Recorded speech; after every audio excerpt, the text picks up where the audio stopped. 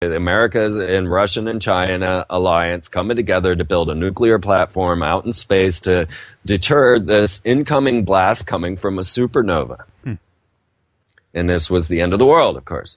Now we're looking at it in reality. It's really coming, and we've got all these nations getting their ionospheric heater, their radio frequency transmitters ready and up and running. We're watching test runs after test runs while they seem to be preparing for an end-of-the-world script.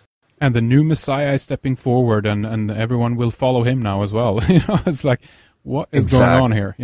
Many people, of course, kind of speculated that they might put Obama in this role, which on some level might be true that they're pushing that, but probably they're going to try to do it under another figure. But just as you pointed out, Freeman, it would be really interesting to see this video that they talk about on their website, and see if who this character is. We'll see what happens there. Absolutely. And yeah, and some people are even saying Obama is Maitreya. Well, exactly. Yeah. What do you think? Do you think he's going to be? Well, we definitely discussed Obama cloning in the coming space war on your show. That I've been standing strong on this whole concept that Obama is the clone of Akhenaten, and that we have Queen T as his mother, as Michelle Obama, the daughters as the daughters of Akhenaten. They are all identical. And this, of course, was the key ingredient that made me keep my eye on Apophis, because Akhenaten's religion created the concept of a serpent deity of destruction known as Apophis.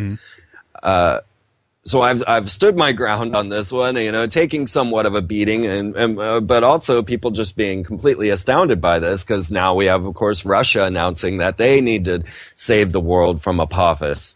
We have a NASA-China alliance saving us from Apophis. We have many scientists coming together. And now they're calling for this creation of an international asteroid defense agency. This is where it's coming to a head, you see, because we're ending the Columbia endeavor for the discovery of Atlantis. The space shuttles end this year. Russia says that they might be able to take over from Kazakhstan and do the launches necessary till NASA's back on its feet. In Congress, they're fighting over the keeping of the Constellation Ares program, as opposed to going to more privatized space programs such as SpaceX. Now, all of us have been funding Elon Musk's SpaceX for some time, because he is also the creator of PayPal. Really? Yeah. Huh. And so SpaceX now is getting ready. It'll be actually next month in February. They'll be doing their first test launchings of the Dragon spacecraft. Oh, my God. Okay, well, there we go. We start to look at the symbolism. Now, the Dragon spacecraft is launched by the Falcon launch vehicle, which, of course, goes back to Horus, or Ra, who always did the battle with Apophis, right? At every night, the Ra would battle Apophis and then be able to come back out. So we have the Falcon spacecraft, which is Ra, which is Horus, and it is all launched by the Merlin engine. Oh. So, SpaceX is not deviating from their symbolism at all. Oh, there you go. So we have this battle. We have this battle right now as the privatized pioneers of entrepreneurism, which, if you believe any of that, are trying to get their space vehicle up, while the Ares of NASA is having so many issues. It's having vibrations on the launch pad that they can't get the Ares rocket to launch properly. Yeah. And it's curious because Ares takes 2 rockets. There will be the Ares, I believe it's the Ares 1, that would launch humans, and then the Ares 5, which was slightly larger, quite a bit larger than the Ares 1, to launch the equipment. But I do believe that SpaceX is going to win out in this situation, and that it's because what we're looking at now, and this is where my earlier research becomes so important, is the signs of allegiance of the Illuminati that I have been tracking through corporate logos. Yes. And when you start to take that into effect, you realize that Nazism is not a nation, it's a mindset. When you realize that the occult nature of Freemasonry is not a nation, it's a mindset. Freemasonry rules in most of the major nations. It is the world's largest fraternity. And within Freemasonry, now you'll find that all of our NASA astronauts were Freemasons. You'll find that most of our presidents in America were Freemasons. And you'll find that almost every major corporation founded was a Freemason. You know, RCA, McDonald's, you pick it, Walmart, Target. You know, you can go and track that these were all founded by Freemasons. Then you look at their corporate logos and you see that they all interrelate and they are signs of allegiance to one another. So the point being that we are moving into a corporatocracy. Corporatocracy, however you would put that. Yeah. Some have been calling it communitarianism. Yes. Basically, it's fascism. And what the problem is that we're still stuck in this mental state where we believe in nations dealing with nations. And that simply isn't the case and hasn't been, or if ever has been. When we look back into the world wars, we see Stalin, Churchill, and Roosevelt sitting all together. Of course, all 33rd degree Freemasons. So this is not a national issue, and it's the same with this new spacefaring race that we're watching rise. Freeman, I just got to point this up because Sure. I remember now when you brought up the Dragon and that whole the privatization of the space industry. We have, of course, Sir Richard Branson on the other end of this as well with his Virgin Galactic fleet. And interesting enough, they are called his two rockets that they've been working on are called the White Knight. So you have the Knight battling the Dragon, if you will, then in one way. And I mean, White Knight 2 is apparently named after VMS Eve. And the VMS in this case, the prefix stands for Virgin Mothership. How do you like that? Yes. And let's not leave old Arnold Schwarzenegger out of this picture either. He's always been one that's been strongly behind space exploration and cloning. If we all remember him from The Sixth Day.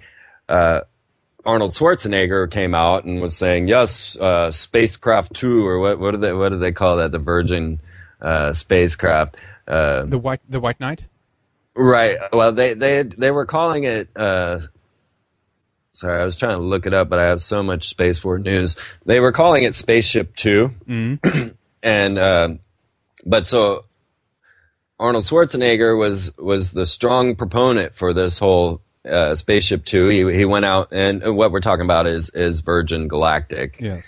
And so he's been pushing this heavily, just as he was pushing stem cell research back in 2005. Mm. So now let's just add to this that Obama just brought forth an executive order bringing 10 council regional governors together under his command, half of which will be selected by Obama himself. And they have this 10 regional governors now coming together to unify the United States. Yeah, Spaceship 2 is what he was calling it. Yeah, that's right. Okay, so now, back in 1972, I think it was, Henry Kissinger getting together with Richard Nixon and stating that we needed to break the United States up into 10 regions that would then be under the command of the United Nations. Mm. And this was one of the major conspiracy theories back when I began being a conspiracy theorist, was that there were going to be these 10 regions in America run by these 10 regional governors, and that we'd have 2 new capitals, one being in Denver and one being in Atlanta. And now Obama has just passed or pushed the executive order creating this very 10 regional governorship. Do you want to I have a feeling. Do you want to tie in the biblical prophecies in that too then, maybe? Oh, you're talking about the crowns. The 10, yeah, exactly. The 10 horns or whatever you want to call that. 10 leaders or 10 crowns or, yeah. Yeah, I steer away from that a little bit because, it's too hard for me to say what the Bible's really talking about. But yeah, absolutely. That was part of the whole thing. That was part of the whole conspiracy theory back when I began. And of course, you often come to conspiracy theory through the Christian Patriot movement. Yes. And they were the first ones talking about all of this. And absolutely, they were the ones that clued me into the understanding of these 10 regions and also the idea about the creation of a homeland security, which is what led me to predict 9/11. Mm. So, that was the very reason I was tracking that date. because the Homeland Security bill came up every October 1st throughout the whole Clinton era. Mm-hmm. But it was when they forced the W into office, as I also predicted, that I knew that would be the year. And so I ran around like Chicken Little saying, hey, there's going to be a major terrorist attack on 9/11. Don't freak out. It's all for your